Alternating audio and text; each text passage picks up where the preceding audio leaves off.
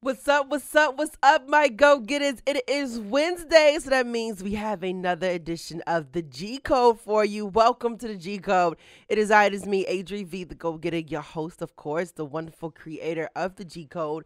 And as I shared with you many times before, I've created the G Code for those individuals who love to look for motivation, who's always in need of it.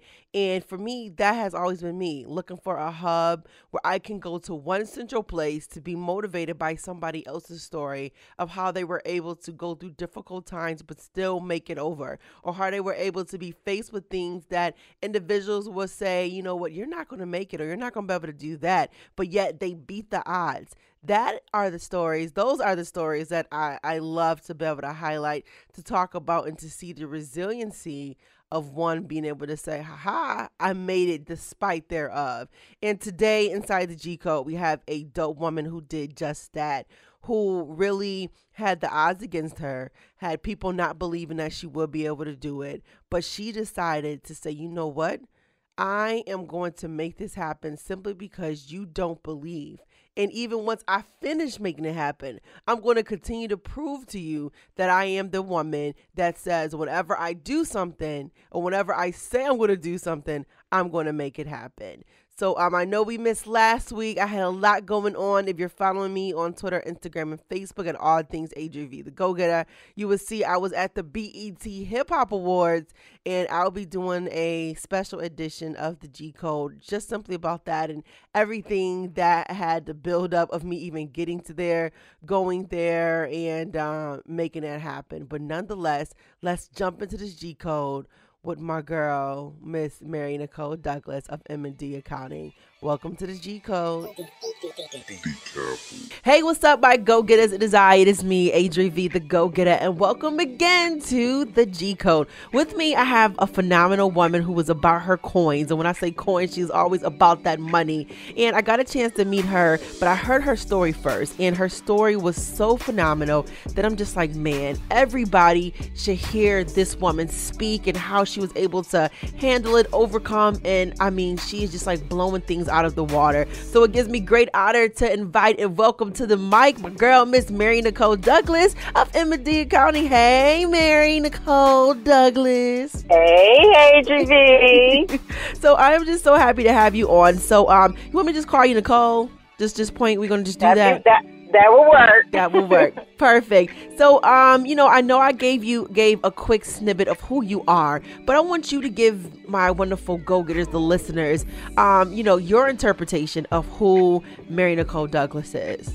Well, I am a hard-working woman. I had my son when I was 16 years old. I'm a native of Buffalo, New York. And I just really worked hard and decided that I wanted more out of my life and didn't want to carry that term for the rest of my life. And so I just worked hard to make a good life for me and my son. Awesome. And so, for those who don't know the story background, and, I got a chance to get a snippet of it, you became a teenage mom like your senior year in high school? Actually, I was a junior in high school. Oh, you're junior. And so, a junior in high school. And when that happened to you, what was going through your mind? Well, I was thinking, what am I going to do? Mm-hmm. What am I going to do? I really don't know. And so when I decided that I was going to have my son, I had to have a plan and a course of action. So I knew the first thing that I had to do was finish high school because I was a junior. So while I was, out with him for 6 weeks, I had a tutor come to my house.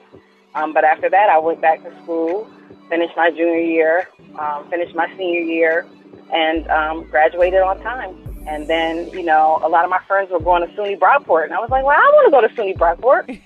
Right. And, it was like, why can't I go? I can't go because I have a child. Well, that doesn't make a lot of sense. So the only thing I couldn't do was live on campus with a child. So I just lived off campus with a child. But I felt like I didn't think that just because I had a child meant I couldn't go away to school. So my first year I went to SUNY Brockport. I took my son with me. We stayed off campus. He went to daycare. SUNY Brockport I don't know if they still do a daycare right on campus. And so after a year at SUNY Brockport, I always hated the snow. And I always felt like, what am I doing here? And I Right. also didn't really want to raise my son in the North. I decided to move to Greensboro, North Carolina to go to school.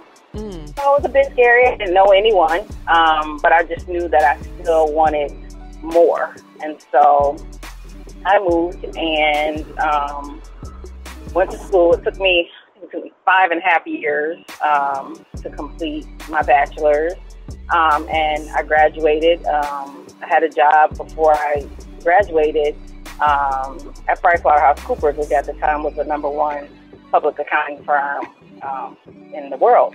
And so, hard work just paid off. I had to fight a lot of stereotypes.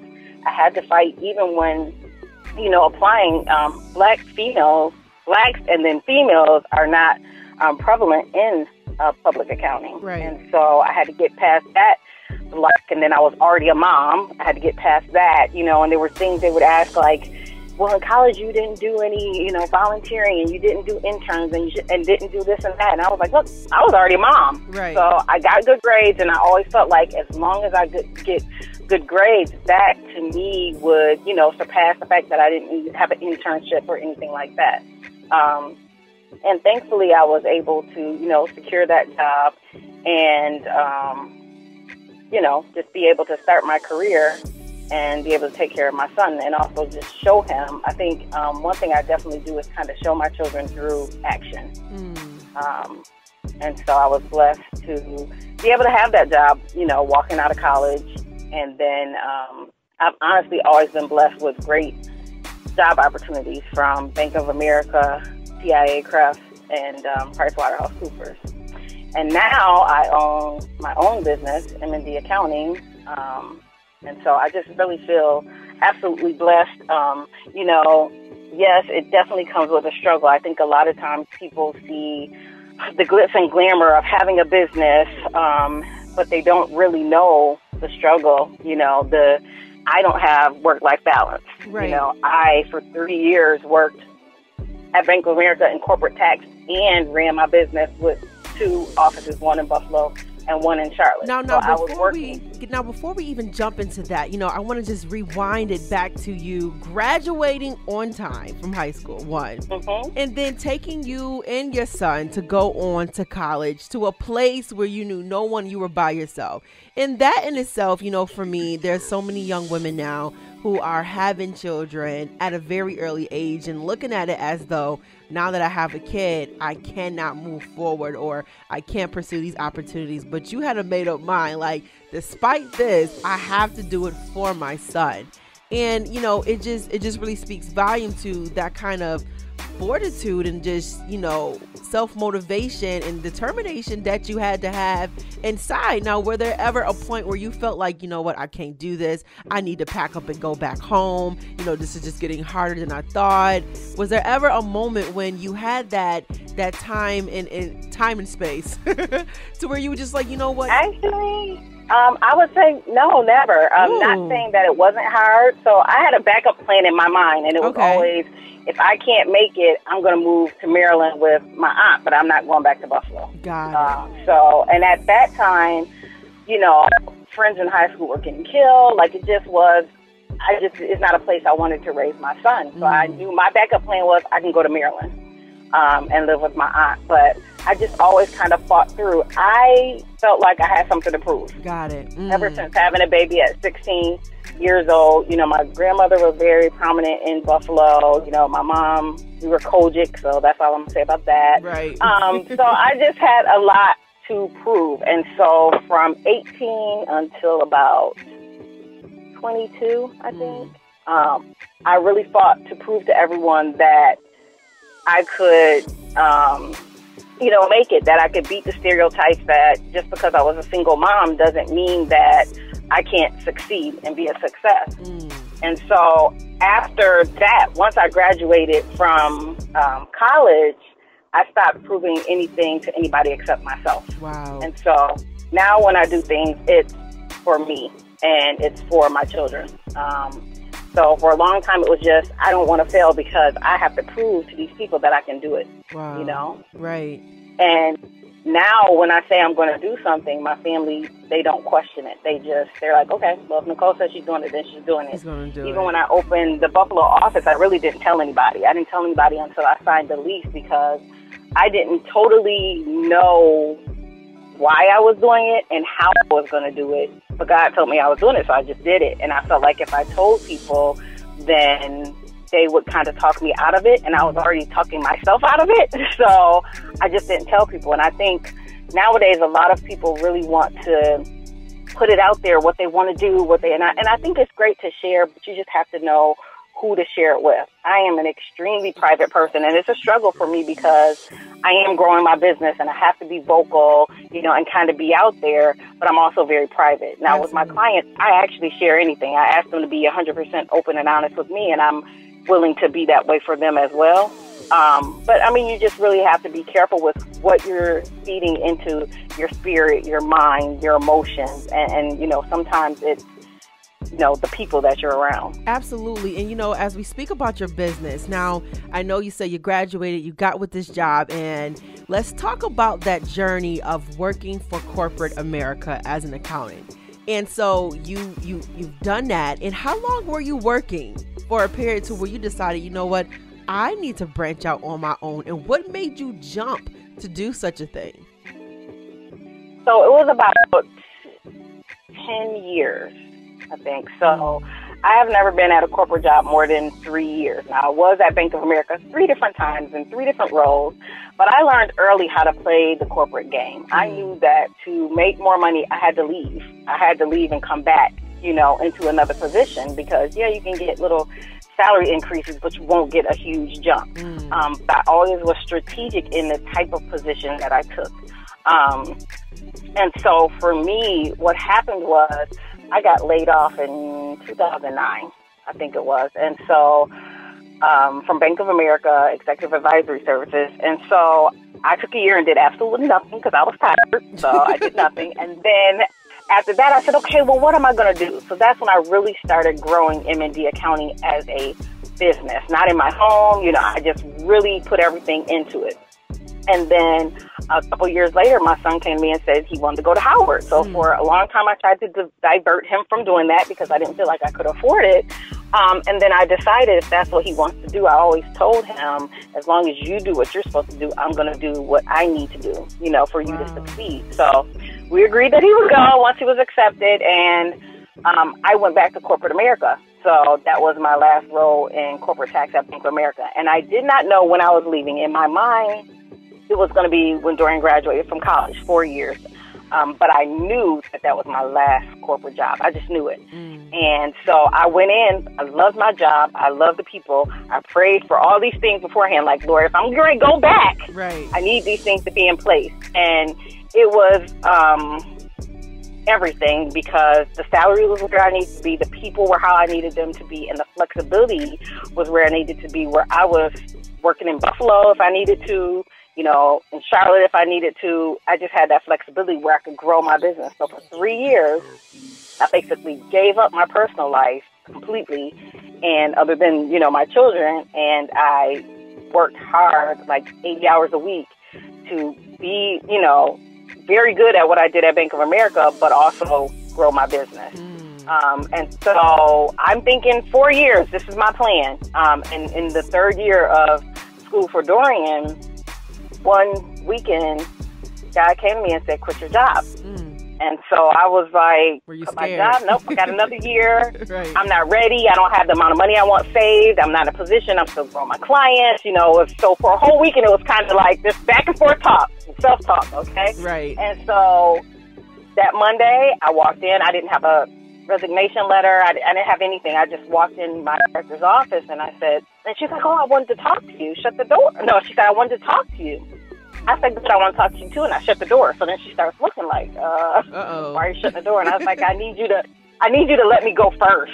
And she's like, okay. And I said, I'm giving my 30-day notice. And so she's like, what in the world? I was bringing you in here to tell you that, we wanted you to take another position and have more responsibility. And I was like, no, this is it for me. I have to do this. And one thing I remember God basically saying was, you can keep working at Bank of America and you will stay here with your business. Wow. Or you can let it go and you will go here, basically soar. And honestly, I really didn't have any fear. I just put together a plan and, you know, made it happen. The things that I needed to happen within these 30 days to get myself ready, you know, making sure I had the adequate life insurance, making sure I had disability insurance, health insurance, everything that I needed because I was walking away. Right.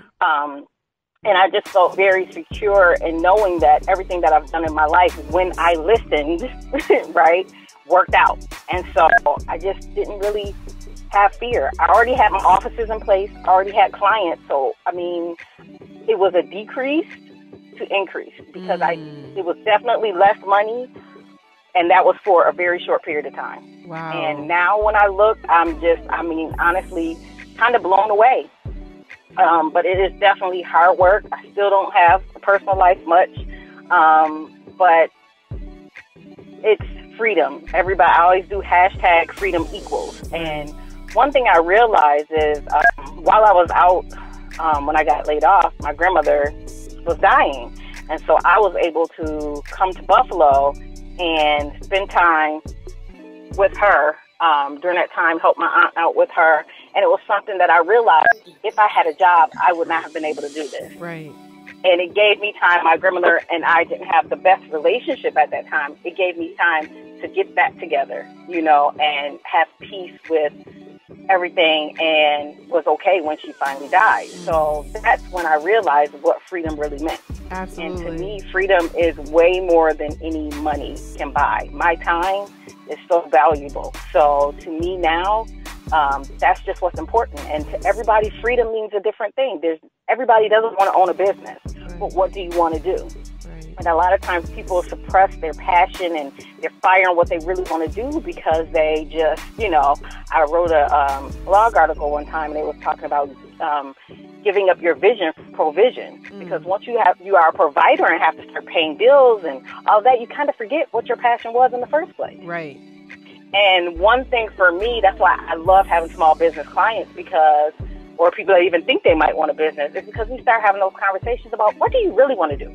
You really don't want to do this 9 to 5. What do you really want to do? And to see clients really walking into that, it excites me because I don't want to be experiencing this freedom by myself.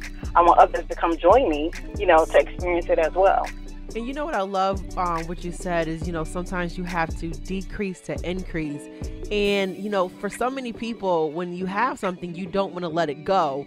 But you're looking over there at the thing that you want and you're reaching for it, but you can't have it because your hand is already full. Right. And, you know, that you taking that step and deciding to pursue what is it you see as freedom, you know, had to be something that was really difficult.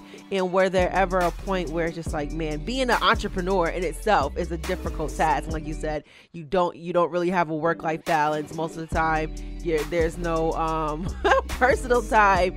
But at the end of the day, you know, I'm sure you wouldn't trade it for the world. But what are some of the things that you have learned along the way? And I will call G codes that when the things got tough and you felt like, you know what, maybe I need to go back and just give me a 9 to 5, if that was ever a thought. Or, you know, when you felt like, man, the finances and what is it I need to pay is not adding up with the money that is coming in. You know, what are some of the things you kicked into gear and some of the G codes that you put in place so that you can make sure that you were thriving just as much as you were when you had your 9 to 5? Right.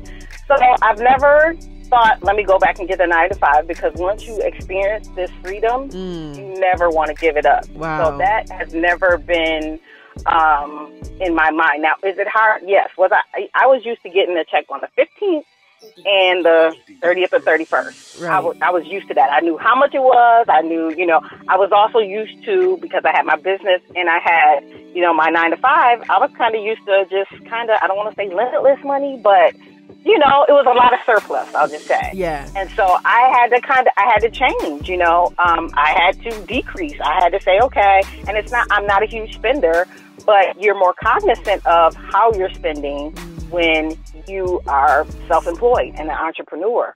So that is definitely something to get adjusted to, because, you know, the income flows a little differently than when you're getting a paycheck every 2 weeks.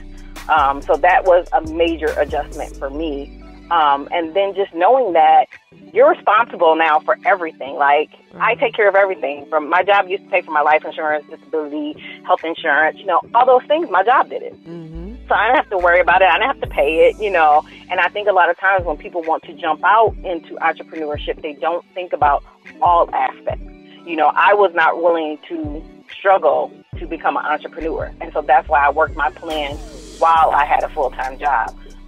There's a certain level standard of life that I want to provide for my children, and I wasn't willing to give that up, to pursue entrepreneurship. Now, we had, family meetings like, listen, things are going to be a little different. Right. But overall, I wanted them to still maintain, the level and lifestyle that they were used to. So for me, when it gets hard for me, it's mainly balance. Right, okay. It's being exhausted because I'm trying to build a team. It's not having time. And honestly, I've lost a lot and I've gained a lot. It's hard when you have relationships and people don't understand the amount of time that you have to put into your business. Right. They don't understand that if I don't work, I don't eat. And so to me, that's the toughest thing, is really balancing relationships. I make time for my children. I make time for my sister and my mom. But, friendships do suffer. Yeah. And thankfully, I have friends that kind of understand, but I have lost friends because I don't have the time. And friendship, whether it be with male or female, requires time. Absolutely. And so for me, that was a struggle because I put everything into growing my business. And it's the sacrifice you make. You always hear people talk about how lonely entrepreneurs are, and it's very true. So I get very excited, and that's why I love my business clients, because when I'm meeting with them, they get it. They understand. They know what it's like, So that, is a struggle. But one of the things for me is always staying positive, Okay. I'm not saying I don't have moments where I'm a little woe is me, but I don't let myself stay there long. But you know what? You always keep a positive vibe. Every time I see you, from what you display, even in person, it's always a positive vibe. So, you definitely do. You keep that one well. But I will say that just because I don't show any negative doesn't mean I don't have negative thoughts or moments. Absolutely. You know what I mean? Yes. I just know that I can't share that. I know sometimes I want to act a fool on Facebook and really say how I really, really, really feel, but I can't. Right. So that's when I pick up the phone and dial a friend. Right. Phone a friend, right? Phone a friend. That's a lifeline. But that doesn't mean it doesn't exist, but I just have to talk myself out of that moment. You know what I mean? Because it is just a moment, and I think that's why I was able to, and it's so funny because I think now I actually, at almost 40, have more fear than when I had when I was 16 with a newborn. And so now I'm making myself get back to that point where I really don't have fear. Fearless. Because I really have been analyzing that, and I'm like, I just got up and moved. Right. Twice. Right. And I got up and moved and went across the country, and my family was, you know what I mean? So I need to be fearless like that again so that I can keep going to the next level. But it's about faith. It's about positive thinking. I am my biggest cheerleader, yes. And it's about being focused, There's a million accountants out there. There's a million financial coaches. I love looking at them, listening to them, following them. But there's only one me. Right. So if I'm focused on me and what M.N.D wants to do and where I'm going, I don't have room for distraction. I have to stay focused. We're all individuals and original. Right. Absolutely. So if I'm focusing on me, I really don't have time to focus on what somebody else is doing. Now, I'm everybody's biggest cheerleader. I'm going to root you on and all of that, but I have to be focused in what I'm doing. And it's so funny because in a lot of different areas of my life, I've kind of decreased a little bit. And so for me, I have to decrease now because my clients are increasing. Yeah. As my clients increase, right, I have less time to really promote M.N.D, and I really don't have to because my clients do it. Yep. And when I see my clients shining, that to me is everything. It's really not about me.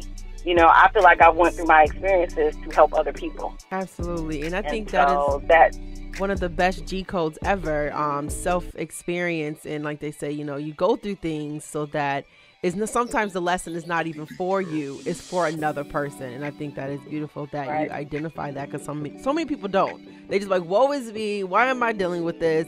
Why is this happening to me? Yeah. And another good thing, I think, for me is just being blessed with mentors. I mean, I have some mentors that don't even know they're my mentors. Having those people that you're watching and saying, they did this that way, and they're doing this, and how do I need to do that? And I think if more people really, a lot of times people say, I have to go ask the person if they can mentor me. You really don't have to do that. I have one client that I meet with every single week. That client is my mentor. Wow. Probably does not know it, right? I learn from that client learns from me. And sometimes it's just finding those opportunities where it doesn't have to be a disclaimer, I'm your mentor, you're my mentor. It doesn't have to be that. It's just learning and growing, and being around positive people. Absolutely. And so I think that's really it. And, I think people have to just get rid of fear. And this is what once I really made the decision to leave corporate America, this is what I said. And this is what I do when I fear something or, question something. I say, what's the worst that can happen? Right. What is it? And so for me, it was like, okay, Nicole, what's the worst that can happen in this situation if you quit this job? And then you need to come back. Guess what? I've always gotten good jobs. I'm going to go get another job. I used to hate that my first name was Mary. Now that I love that my first name is Mary, because on the resume, kind of gets me in that interview, Right. So I felt the worst that can happen is I got to find another job. And so when I think about that, is that really that bad? Now I feel it would, because I have this freedom. But at the end of the day, I know that I can go get a job. Absolutely. So if that's the worst, that's not really that bad. That's not really that bad. What happened if I left Buffalo and I wasn't making it and I had to go to Maryland? Would that be awful? But if I never tried to see, to me, that's even worse. That's even worse. And sometimes you just have to, I'm a real feelings person and spiritual person. So if God tells me to do something, I fight it for a while. I fought the Buffalo office. I hate snow. So I couldn't figure out, why are you telling me to go have an office in Buffalo? This makes no sense. Right. I don't understand it. I don't like it. And so everything just started working out, from where my office was to my living situation there. Everything was just working out. So I'm like, well, it's working, so how can I say no? Absolutely. And sometimes when I get frustrated, when I'm brushing snow off of a car, I have to think back to why I'm there. It has been a great experience for me, and never in a million years, like, my family really didn't even believe me at first when I said it, because me in Buffalo, like, that didn't make any sense, but you have to be open to opportunities, and sometimes it's not, things don't show and appear how you think they're going to. And you know what, I think that but being open. And I think that is definitely key, like you said, being open to opportunities and just allowing yourself to be receptive to it. And so, I don't want to hold you too long, because we could go on and I could listen to you all day. But I really want you to give, your G codes to success to another young girl who may be listening, who has a child, who have dreams and goals and may feel that her dreams are now deferred, because, there are parents that will tell them, okay, you got to go work. You can't go to school. You got to take care of that baby. But you are living proof. You are a prime example that you can make it, you can do it, and you can soar, just like you said. So, what are some G codes that you will give to your younger self, to another young woman or young man that was in a very similar boat to you? So I would say, I always say, plan the work and then work the plan. Putting the plan in place and then working it. And that's honestly what I've done my entire life. Now, does the plan have to get modified sometimes? Surely, but it's kind of like your map. I tell people even about budgets, like, it's kind of like your map, and you're going to face a detour, but you can get back on track. And I just say, have confidence in yourself. Be confident that you could do whatever you want to do. I always look at the Oprah Winfrey, the Tyler Perry, the Steve Harvey. They're no different than us. Right. They just worked hard. They did not grow up with a silver spoon. They worked hard to get to where they are. And so, you know, it's so funny. The one thing I never wanted that Oprah has is bags. And now I find myself getting these bags under my eyes. But it's the grind, you know? It's the hard work. And we look at those people and it's like, you can also be that way. You can go after your dreams and actually make it. And sometimes I really have to. Sometimes I'm sitting at my desk and I get this feeling of like, I can't believe this is it. I can't believe it's that happening. I'm here. Right. You know? And for me, this isn't even where I want to end up, you know? And so it's just really having confidence in myself that I can do it. And so no matter what age you are, from 16 to 60, you have to go after whatever it is you want to do, period. You have to go after it. So if I had to give a G word, I would say go. Go. And you know that I say let's go all the time. You got to go. You can't sit still. You have to go. And sometimes you will take the leap, and sometimes you will be pushed to leave. So all I say is go. Do it. Put that plan in place, work the plan, and go. And then, you know, you don't have to announce everything. I'm not a big announcer of stuff. So make the plan, put the plan in place, and then when you get to your destination, then you announce it. I love it. Oh, Miss Marry Nicole Douglas, you have just really schooled me on today. I really was captivated by everything you said, especially the push. Either you're going to jump or you're going to be pushed. I love it. Now, that is definitely the truth. Now, can you please tell the folks if they're interested in your services, where they can find you, all your social media contacts, all that jazz? So everything is M.N.D Accounting. So on Facebook, Twitter, Instagram, everything is M.N.D Accounting. My website is mndaccounting.com. My number is 866-774-9447. And I'm sure she is taking new clients, correct? I am taking new clients. Awesome. I love new clients. And let me tell you, she is awesome. So make sure you check her out. Go to her website, find her on the social media. And you got any financial tips for us real quick before you exit? Oh, have a budget and save money. Stop spending all your money. I knew you had something coming. I'm going to have to do a segment with you when we just talk about complete finance. That's right. Make sure you do. You know I love to talk about it. I'll talk about it all day. I know you do. Well, thank you so much for coming inside the G Code. We appreciate you for sharing your codes to success with us. And all my go-getters, don't forget to make sure you subscribe to the G Code podcast on iTunes at the G Code with ADRI.V, as well on YouTube and SoundCloud. And you can follow me on Twitter, Instagram, and Facebook at all things ADRI.V, the Go-Getter. And like I said, each and every Wednesday, we're giving you something fresh, something new, and you're being introduced to a dope go-getter who is moving and shaking and showing you the pretty, the ugly, and a grind to success. Yet again, welcome to the G Code.